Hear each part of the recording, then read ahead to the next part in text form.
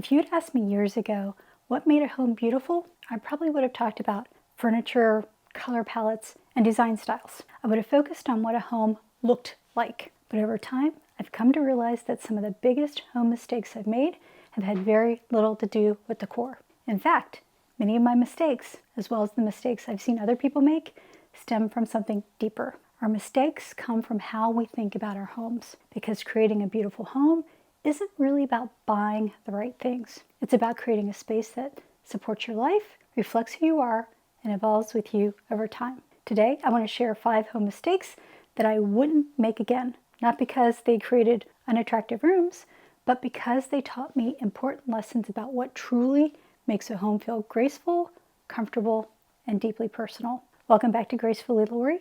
I'm Lori. If you're new here, this channel is for women who want to live authentically, express themselves with intention, and move through the world with quiet, modern grace. Mistake 1. The first mistake I'm going to talk about seems harmless, but it can quietly make a home feel outdated long before it should. For a long time, I thought every purchase needed to fit a very specific vision. If I was creating a particular look, I wanted pieces that perfectly supported that look. The challenge is that our tastes don't remain frozen over time. Who we are changes, what we enjoy changes, how we live changes, and often our homes evolve right alongside us. When a piece only works within one narrowly defined aesthetic, it tends to have a surprisingly short lifespan.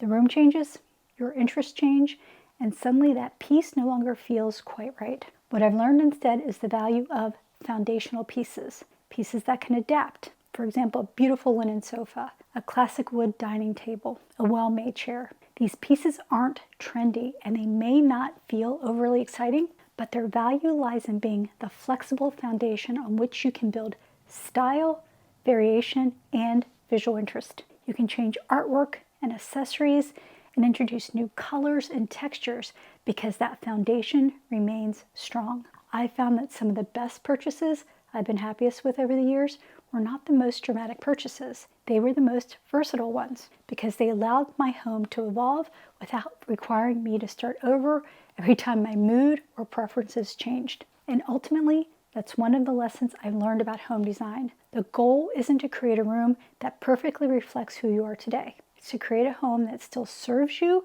as you continue becoming who you'll be tomorrow. But perhaps the biggest mistake I've made has nothing to do with furniture at all. It has to do with the life I was designing for. Mistake 2. If I had to choose the one mistake I've made most repeatedly, it would probably be this one. Many of us create homes for a fantasy version of ourselves. Not intentionally, of course, but it happens all the time. We buy the enormous dining table because we imagine ourselves hosting elaborate dinner parties every month. We create formal rooms that nobody ever uses. We dedicate valuable space to activities that happen twice a year. I know I have. I once created this whole big crafting station that occupied a large part of a room because I thought I really wanted to learn more crafting. That never really came to pass. Meanwhile, the activities that actually fill our days receive less real estate and attention. This likely happens because we confuse aspiration with reality. And there's absolutely nothing wrong with aspirational living. But a graceful home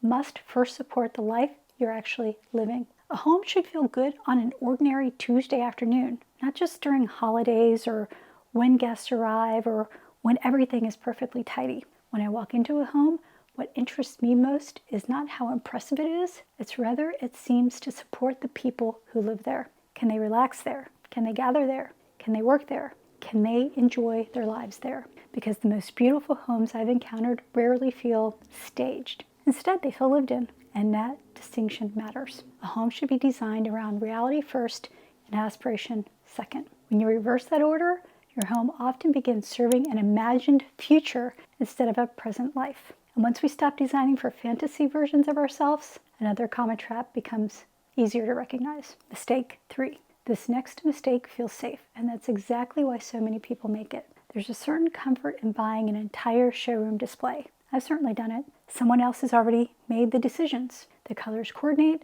the furniture matches, the room is complete. But over time, I've noticed that perfectly matched rooms often feel impersonal despite being attractive and polished. More, these sets didn't reveal much about me, the person who was living there. What creates character in a home is often a thoughtful mix of influences. A modern lamp sitting on a vintage table, a sleek piece paired with something handmade, a rough, natural texture against something smooth and refined. The same principle exists in personal style. And often, outfit becomes more interesting when different textures, materials, and influences interact with each other. Homes are much the same way. And I think there's another reason why many people gravitate towards matching sets. It removes uncertainty, and it allows us to outsource our judgment. I know that's why I did it, out of lack of self-trust. But creating a truly personal home requires something more. It requires trusting your own eye and your own instincts and preferences. It requires trusting yourself enough to create combinations that may not appear in a catalog, but feel right to you. A graceful home isn't a copy of someone else's vision. It's an expression of your own. Of course, even after we trust ourselves enough to follow our own vision, another challenge still remains. Mistake 4. We've all been there. We want that room to be finished or that special project to be completed. We want to look around and feel like we're done, like we finally recreated that image in our heads. Part of this desire to have everything finished is human nature, and part of it may be social media. We're surrounded by dramatic reveals and beautiful before and after transformations. Everything appears complete, intentional, and finished. But many of the most beautiful homes I visited weren't finished. They were evolving. The homeowners were still discovering pieces they loved, still refining rooms and making changes. I loved hearing about their stories and visions, and I usually came home with ideas for my own home. And oddly enough, those ever-evolving homes often felt more interesting to me than the perfectly completed ones. I've come to believe that empty space is not a decorating emergency. A blank wall is not a crisis. An unfinished corner is not a failure. Sometimes the most graceful thing you can do is wait, live in the room, pay attention to how you use it, allow the space to reveal what it needs rather than forcing an immediate answer. This is the mistake I've struggled with the most, and I've paid for it a few times by finishing it only to discover a much better option later, resulting in wasted time and resources. We've all experienced it. The homes that feel collected or the ones that felt purchased. And while both can be beautiful, I've often found myself drawn to the homes that evolved gradually because they tend to tell a richer story. I certainly feel that way about my own home. A graceful home is rarely assembled all at once. It's cultivated over time, and that leads to what I believe is the biggest mistake of all. Mistake 5. This mistake has less to do with decorating than almost anything else in this video. Many people postpone enjoying their homes. They will enjoy them when the renovation is complete, or when the furniture arrives, or the guest room is finished, or when the final project is checked off the list, when everything is finally perfect. The problem is that homes are living things. As we've talked about, they're always evolving. There's always another improvement to make, or project to tackle, or another idea to consider. If we aren't careful, we can spend years waiting for our homes to become worthy of enjoyment. Meanwhile, life is happening right now. The dinner with friends is happening now. The quiet evening with a book is happening now. The family gathering is happening now. I've increasingly come to believe that one of the most important aspects of graceful living is learning to enjoy what already exists. Use the beautiful dishes, light the candle, sit in the room, invite people over. Enjoy the home you have while it continues becoming the home you want. Because ultimately, a home is not about performance.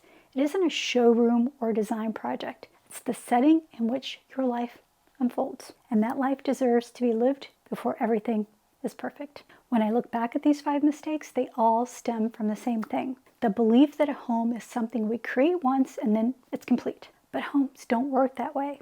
They evolve because we evolve. The most graceful homes aren't necessarily the most expensive, the most fashionable, or even the most carefully designed. They're the homes that support the lives being lived inside them. They're homes built around reality rather than fantasy, around enjoyment rather than perfection, around personality rather than imitation. And perhaps that's the lesson I wish I had understood sooner. A beautiful home isn't created by getting everything right. It's created by making a space that fits your life so well that it becomes a natural extension of who you are and ultimately feels like your sanctuary. Please share it in the comments below. I love hearing your stories. And if this resonated with you, please like the video and consider subscribing.